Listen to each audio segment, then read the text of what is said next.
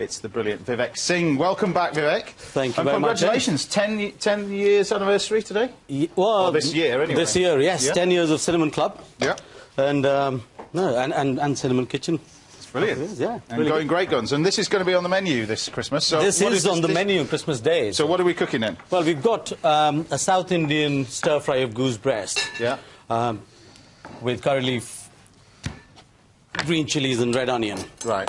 And where would this be from then, in terms of India? Because you use goose over there a bit, or...? You'd use a bit of duck or beef for this station. Right. It would be a South Indian... South Indian Kerala sort of chuka. Yeah. You do this with beef, or something. Okay. Now, when you look at the goose, really, when you're cooking this, if you're cooking this whole this Christmas, the longer and slower in the oven, the better it is, I think. Or you cook it, take the rest off and do it as quick as possible, I think. That's The thing about the whole roast goose, though, you've got all the crispy bits, those lovely bits of crackling skin on the outside. Yeah. So whole roast for me every time. Except for something like this, which is... Well, what you're doing now is rendering the fat, aren't you, really? Yeah, I'm just rendering the fat. You don't need any oil or fat to sear the goose breast. Just put the skin side down and let it crisp up. Okay. And on the other side, I'm making a spice crust I've got some cloves, some cardamom, some black pepper, coriander, cumin and fennel.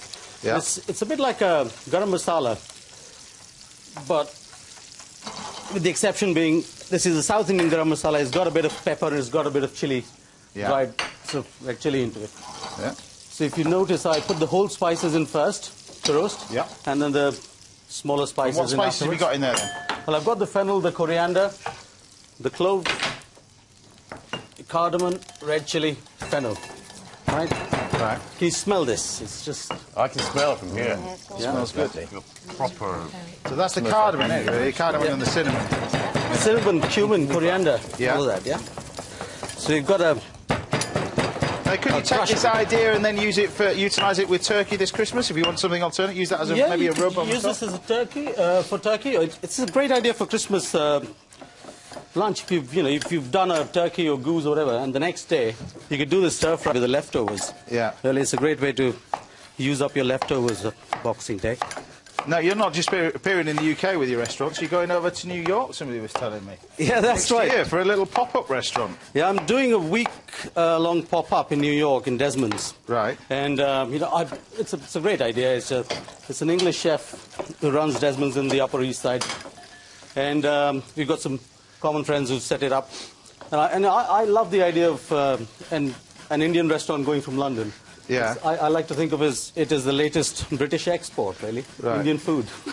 Do they have many Indian restaurants in New York, or...? Well, there are quite a few Indian restaurants, but nothing like London has. Yeah. You don't have anything like London has.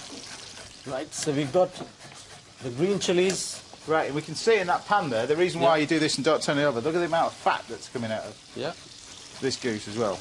Right. So I've got a couple of green chilies, fresh green chilies that I'm slitting. A couple of cloves of garlic. Yeah. Now, these are the hot chilies, these ones? Yeah, these are the hot chilies. There's somewhere between a bird's eye chili and the really thick, fat ones that you don't have much bite of. Right, well, I've done the coconut there and the ginger. Tell me about this bread. Right, the bread. Now, I don't want to mess it up. This is you got to be careful. Right. This is Archana, my wife's recipe, right? Right. For the parathas, the home-style tawa paratha. So you got this chapati flour. You want this in? Yeah. And a pinch of carom seed and black onion seed, which is great, gives it a nice texture. I'm not doing it, it's your... Yeah, this is my magic. Your wife's recipe. Right, okay. So a pinch of salt in there. Salt, please. yeah. There's some oil there. You want some fat? Does you want this ghee, or do you want... Just some oil. Oil? Yeah, for now. Oil, yeah. Okay. How much? Just a tablespoon or so. Done, yeah. And then just water to mix? Yes, just some water to mix. It's a simple unleavened dough. All right. Right. So there you go. some of the spice crust. Now, where would these come from in India then? North or south? These? The parathas? Yeah. Very North Indian. Right. All of North India, you find them being made in homes. There you go. Right. So you got the red onions, the ginger, the curry leaves, the green chilies, and the garlic. It's all there. Yeah. Right. All of that. So So you keep the onions quite large, because Yeah. often in a lot of Indian cooking you caramelise the onions. Yes, a lot, but don't you? here we're using them for texture, really. Right. So, see, it's quite simple in the sense that you've added everything almost into it, and it's the way the garlic has been chopped. It's going to cook almost the same time as the onions will. Now, if New York wasn't busy enough for you, next year you've got another restaurant opening up in London as well. That's right.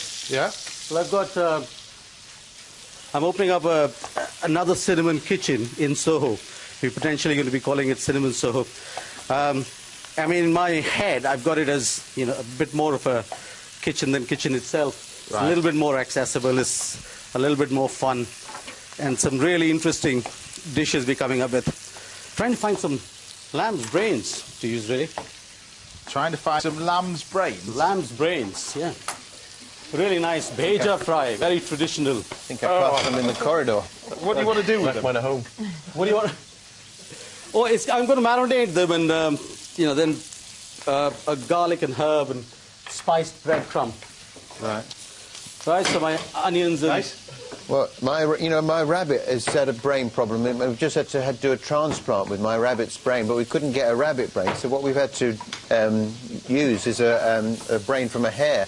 And the thing is, since he had the operation, the transplant, I've noticed that a lot of his schemes are increasingly ill-conceived. That's a joke.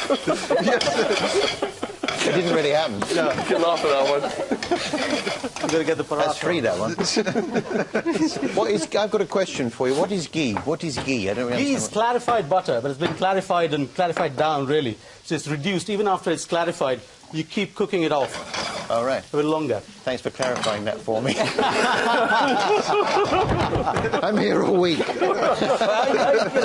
Throw 'em up. Ghee, A yeah. bit like James, not really sure what to expect from you. Right, so we've got our... Right. Then you put some of this ghee on here, fold Yeah. it over, Right, a couple of times. bit of flour, and then roll it thinner. yeah? Roll it into a triangle. Right. I'll let this one slide, Dish. James, but the next one. Let's try and get it. There you go. Vivek, what about the chapati flour? Is it a special kind of flour? Oh, it's just a stone ground wholemeal flour. Wholemeal. Yeah, but still unleavened. No raising agents or anything like that. So you So just you've got the onions and the coconut and all that sort of Right, so just stir-fried run through with what we've just put all the ingredients in there. You've put some additional spices in there Not at yet. the end. Not yet. I'm going to add the crust, the roasted spice crust that we've added. Right. I'm going to add that into it just before I take it off. I'm going to use it as a seasoning, as a finishing spice rather than a cooking spice. The reason is it's already been roasted before. Right. Anyway, while you're finishing that off, don't forget the alternate food recipes, including this one from Vivek, are on our website. Go to bbc.co.uk/Saturday Kitchen. You find dishes for our previous shows at bbc.co.uk/recipes. Right, I'm just going to finish this off. Right. So you want this dusted with a little bit of butter at the end. Some more of this And the ghee over the finishing top. spice gone in. So that's the goose and the spice gone in there at last minute. Yeah. There you go. I'll lift these out. That's one. There you go. And the other That's one. not bad, James. Sorry? That's not bad at all. First time I've done anything with any of these. Okay, and I'm finishing this off with the coconut milk. Yeah. Just, So last minute coconut milk, yeah. Mix the whole thing up. and then you've got a Yeah. spoon there when you're ready. And so, there you are. You've got your... Now you South cooked Indian. it medium rare. The reason for that, you don't want it to go tough. No, not... Yeah, that's right. I mean, if you're doing it for Christmas lunch, Yeah. then you serve it, you cook it like that. You cook your breast specially for it. But if you've got any leftovers the next morning, and you're stir-frying it, then you don't worry about how you got it.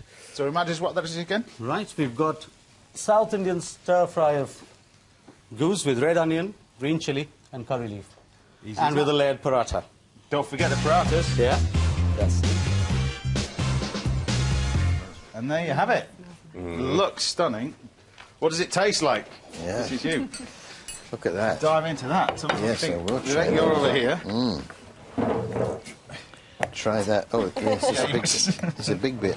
Oh, that's lovely. May I try the... Sure. It's nice, but you can mix and match. You don't have to use the goose as that. No, you can use lamb would work turkey. really well.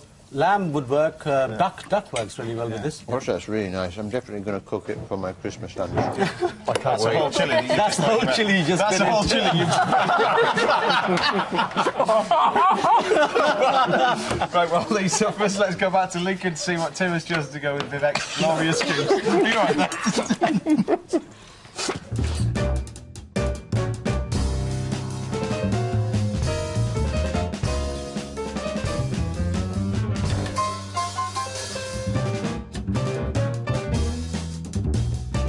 Vivek, your South Indian goose has presented me with a bit of a dilemma. I could choose a red or a white. If I was picking a red, I go with something soft and juicy, like this old vine Grenache from the Fareham Vale. And because of the coconut milk and all those spices, I've decided to choose a white. And the one I've picked is the 2011 Taste the Difference Oberoi Valley Riesling. The Marlborough region in New Zealand is best known for Sauvignon Blanc. But this is something very different. It's a Riesling, for a start, and it comes from the much smaller Oberoi Valley, which is the coolest part of the region, producing crisp, really tangy white wines. On the nose, I'm getting limes and lemon and a hint of stony minerality. On the palate, this is just off dry, and that sweet-sour combination works really nicely with those Asian flavours of curry leaves, coriander and ginger. The acidity in the wine cuts through the coconut milk, and even though it's quite light-bodied at only 11.5%, there's enough concentration here to partner the goose. Vivek, your dish is a South Indian treat, and I've come up with a South Island New Zealand wine to match it. Hope you like it.